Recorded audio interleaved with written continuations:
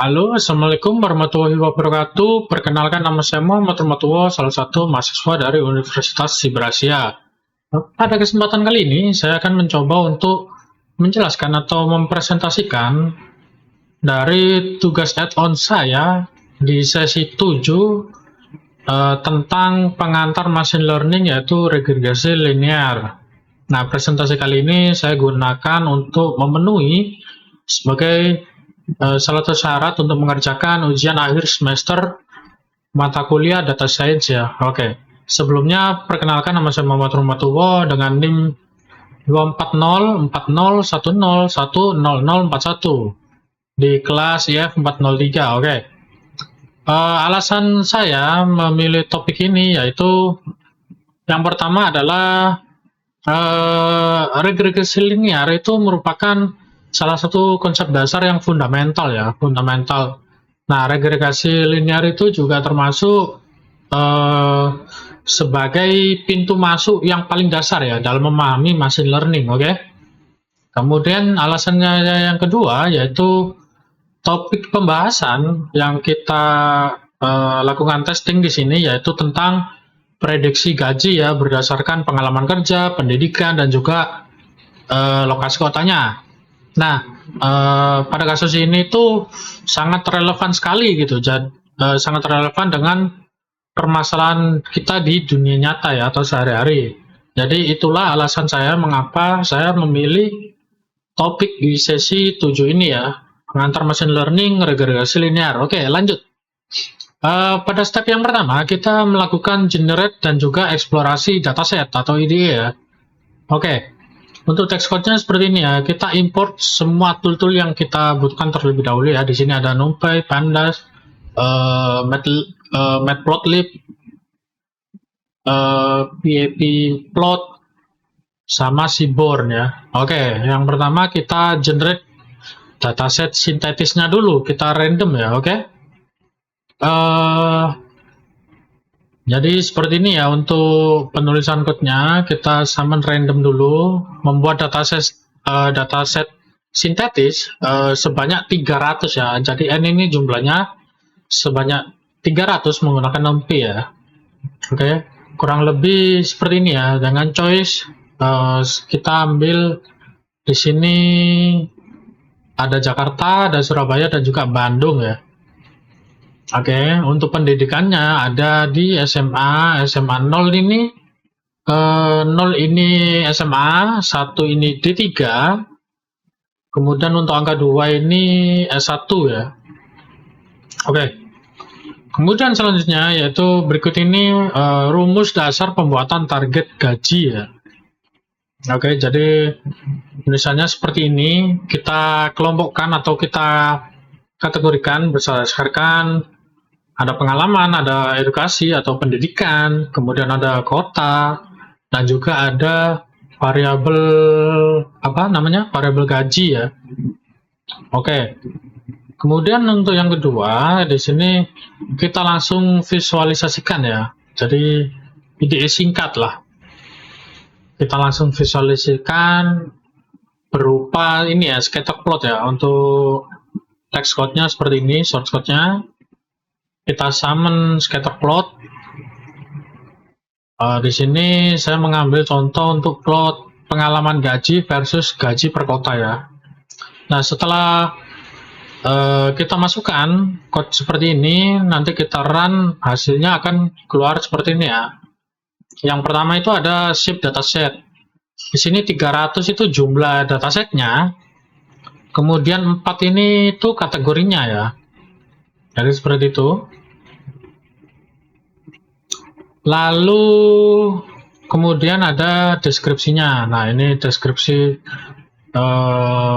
dalam dataset, random dataset yang kita bikin. Kemudian ada plotnya ya, gambar scatter plotnya. Di sini pengalaman versus gaji per kota ya. Di sini kotanya itu ada, saya ambil sampel ada Jakarta, Surabaya, dan juga Bandung ya. Di sini Jakarta itu yang berwarna hijau, Surabaya itu yang berwarna orange, dan juga Bandung itu berwarna biru ya. Jadi muncullah seperti ini ya untuk scatter plotnya. Oke, kemudian yang step kedua yaitu ada tahap pre-processing-nya.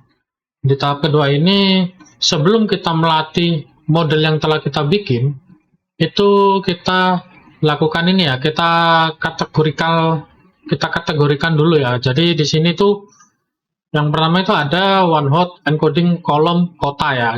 Nah, di sini tuh kita mengkategorikan kota itu diubah menjadi bentuk numerik ya. Jadi supaya lebih mudah untuk kita training ya model kita ya nantinya ya. Oke, kemudian kita memisahkan fitur X dan juga target ya. X itu fiturnya yang dimana itu adalah gaji yang kita peroleh, kemudian target. Nah, target di sini tuh sebagai indikator prediksi ya. Jadi indikator efisiennya itu berapa ya, standarisasi lah, istilahnya seperti itu ya. Oke, lalu ada trend test split ya. Di sini kita lakukan split trend test ya, sebesar 80% itu untuk ngetrend dan juga 20% untuk training ya. Nah, untuk text code-nya itu seperti ini. Kemudian kita lakukan juga untuk standarisasi ya. Jadi sebelum kita latih, kita lakukan standarisasi terlebih dahulu untuk model yang akan kita buat ini. Oke, untuk text code standar scalernya itu kurang lebih seperti ini. Oke, setelah di tahap pre-processing ini, kemudian kita coba untuk run. Setelah kita run, itu akan muncul hasil seperti ini ya. Jadi kolom setelah encoding itu ada pengalaman, ada edu, ada gaji, kota underscore Jakarta, ada kota underscore Surabaya. Oke. Kemudian untuk dataset yang kita train itu sebanyak 240 baris ya. Sedangkan untuk yang kita tes itu ada sekitar 60 baris ya. Oke, untuk yang step ketiga, kita masuk ke tahap melatih model ya, dan juga untuk menampilkan koefisien. Oke. Nah, pada tahap ini itu regresi linear kita yang kita latih itu menggunakan data training yang telah kita standarisasi sebelumnya ya pada tahap step yang kedua. Oke. Nah, setelah pelatihan selesai itu ditampilkan nilai intercept ya. Intercept dan juga koefisien masing-masing fitur. Ini ya. Oke. Kemudian koefisien ini tuh menunjukkan seberapa besar dan ke arah mana setiap fitur tersebut ya. Fitur itu di sini ada pengalaman, ada pendidikan dan juga kota. Itu seberapa besar fitur tersebut mempengaruhi prediksi gaji yang akan diperoleh. Jadi seperti itu ya. Untuk text code-nya itu kurang lebih seperti ini ya. Oke, kita import linear regression terlebih dahulu. Kemudian kita latih model kita. Oke, ini untuk menampilkan intercept dan juga koefisien. Setelah kita running, kita akan mendapatkan tampilan seperti ini ya. Intercept-nya sekitar sekian. Kemudian muncul juga untuk koefisien fiturnya ya, diperoleh data sebagai berikut ya. Kemudian kita masuk ke tahap step yang keempat, yaitu evaluasi model ya.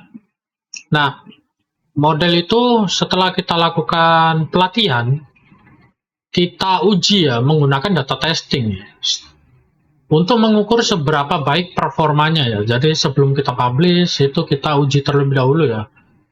3 metrik evaluasi digunakan yaitu ada MAE, ini ya selisih MAE, kemudian ada RMSE.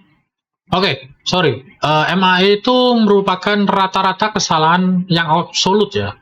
Sedangkan untuk RMSE itu adalah kalau nggak salah itu akar dari rata-rata kuadrat kesalahan ya, kesalahan yang saat dilakukan testing ya. Kemudian ada R kuadrat ya. R kuadrat itu proporsi ini ya, proporsi variasi data yang berhasil dijelaskan oleh model. Jadi seperti itu ya, semakin kecil nilai MAE dan juga RMSE, serta semakin mendekati nilai 1 untuk nilai R kuadratnya, maka semakin baik performa model tersebut ya. Jadi seperti ini kita lakukan pengujian untuk text code-nya itu seperti ini. Oke. Lalu kemudian kita print, setelah kita print kita running ya. Untuk hasilnya akan keluar seperti berikut ya. Ini untuk MAI-nya keluar sekian nilainya. Oke. Ingat ya, segini. Kemudian untuk RMSE, lalu ada R kuadrat ya. R kuadratnya seperti ini ya. Kita memperoleh nilai 0,9740 ya. Ini mendekati nilai 1 ya. Berarti model kita itu performanya baik ya, bisa dibilang seperti itu. Oke. Nah, ini untuk selisihnya RMSE dan juga antara RMSE dengan MAE ya, sekitar 0,474. Jadi untuk performa model yang kita buat ini bisa dikategorikan model yang baik ya performanya. Oke. Kita masuk ke step yang kelima. Yang kelima itu visualisasi dan juga interpretasi ya. Nah, untuk visualisasi saya menggunakan residual plot dan juga aktual versus prediksi ya. Jadi seperti berikut untuk text code-nya. Untuk memvalidasi performa model secara visual itu saya buat dua jenis grafik. Yang pertama itu actual versus predicted ya, atau nyata versus prediksi lah, bisa dibilang seperti itu ya. Itu yang dimana untuk membandingkan nilai gaji yang aktual dengan hasil prediksi model yang telah kita buat. Oke, semakin mendekati titik ini ya, untuk korelasinya seperti ini. Semakin mendekati titik merah itu maka semakin akurat ya prediksinya. Nah, kemudian ada di grafik kedua ini ya, residual plot. Oke, ini tuh menampilkan selisih antara nilai aktual dan juga prediksi untuk melihat apakah masih ada pola kesalahan yang belum tertangkap oleh model ya. Jadi seperti itu ya, residual plot. Oke, untuk text out-nya itu seperti ini. Setelah kita running akan muncul plotnya seperti ini ya, yang telah kita bikin. Oke. Nah, kemudian untuk interpretasinya seperti berikut ya. Untuk yang pertama itu plot 1 ya, yang aktual versus prediksi. Itu apa yang diperoleh gitu ya. Jadi titik-titik data yang berwarna hijau toska ini ya, itu menyebar merapat di sepanjang garis diagonal merah tersebut. Oke, dengan nilai R kuadrat yang sangat tinggi di atas 0,85. Berarti ini bisa kita simpulkan itu model kita itu performanya baik, mendekati aktual ya. Oke. Kemudian ada so what, lalu apa yang didapat? Variasi gaji itu berdasarkan kombinasi fitur, pengalaman kerja, pendidikan, dan juga lokasi kota berhasil ditangkap dengan baik oleh model. Jarak vertikal yang tipis antara titik dan garis itu menunjukkan kesalahan atau error yang kecil secara keseluruhan. Kemudian now what, sekarang apa ya? Untuk memastikan tidak terjadinya overfitting dengan menguji model pada data yang benar-benar baru di luar dataset. Oke, misalnya dataset pasar real, seperti itu ya. Kemudian untuk interpretasi plot yang kedua yaitu residual plot. Untuk what-nya itu apanya, itu titik-titik sisa prediksi yang berwarna merah marun ini ya. Oke, itu tersebar secara acak atau random ya, konstan dan membentuk pola awan yang seimbang di atas maupun di bawah ya, sepanjang garis 0 ya, atau sumbu X-nya. So what itu untuk menandakan model yang tidak melewatkan informasi struktural apapun dari data, dan error yang tersisa murni merupakan white noise, acak alami ya. Jadi itu tidak terlalu berpengaruh. Oke, kemudian now what? Karena plot residual ini menunjukkan hasil yang sehat, maka tidak perlu mengganti algoritma ke model non-linear yang lebih rumit. Jadi, dalam kasus ini, untuk kita mengambil kasus prediksi gaji, itu kita cukup menggunakan model regregasi linear aja ya. Jadi ini itu simple, mudah, tidak terlalu rumit. Oke, jadi untuk kesimpulannya pada sesi 7 kali ini, yaitu pada pertemuan kali ini itu dipelajari konsep dasar machine learning, terutama perbedaan antara supervised dan unsupervised learning ya. Oke, serta perbedaan antara tugas classification dan juga regression.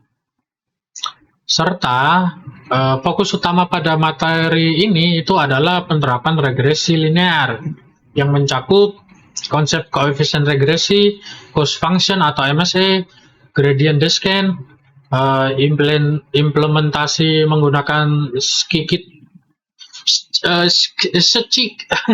gimana ya nyebutnya? Scikit-learn, nah itulah ya, hingga evaluasi model menggunakan MAE, RMSE, dan juga R kuadrat ya.